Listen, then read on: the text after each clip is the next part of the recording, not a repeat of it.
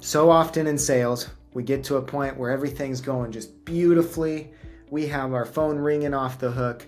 We have client after client after client that we can help, and everything is just perfect.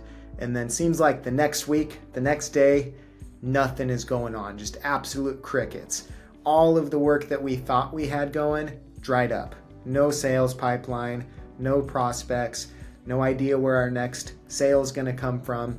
And what's wild is so often in the real estate sales business, in any sales business, but specifically in this one in real estate sales, it's a roller coaster. It's up, it's down, it's up, it's down. And regardless of all that, if you find yourself in a place where today you're looking like I started this video, head in your hands, mad about life, and you are at the point where you're like, well, I messed it up. My sales pipeline is dried up. What do I do now? Here are a few helpful things that you can do. And so the first thing I'd like to encourage you to do is, number one, focus on activities, not feelings, because you're going to change your activities. And when you start changing your activities, the feelings will follow, but it's not going to be right away. So there was an agent in one of our offices, and he's like, Blake, I've got nothing going on. I've got nothing going on. I've got nothing going on. I said, great. What? And I know this guy, he's a really hard worker. He's an amazing agent. And I said, well, what have you been doing the last couple weeks? And he showed me all his numbers. We track all that stuff. He said, I've been talking to this many people. I set this many appointments. I signed this many clients, but nothing is panning out. And I looked at him, I said, hey, keep doing the activities and the feelings and the results will show up. And sure enough, he, in the next 3 weeks, went on to pen 9 deals. And so that was a big swing in the right direction for him. So encouragement number one, focus on the activities, not the feelings. Step number two, you've heard this before, the old proverb, the best time to plant a tree was 50 years ago.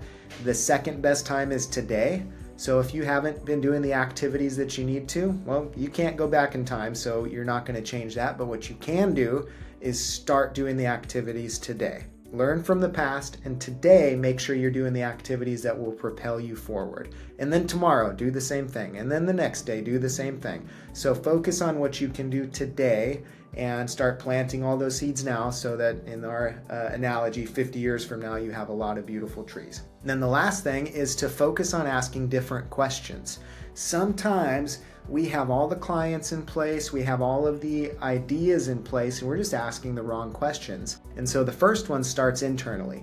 Ask yourself, man, if I had to get one of these clients into a home this week, if I had to successfully complete one sale this week, what would I do? And don't stop asking yourself that question until you have a new action list. Maybe it's getting a little bit more involved in asking different questions with your clients.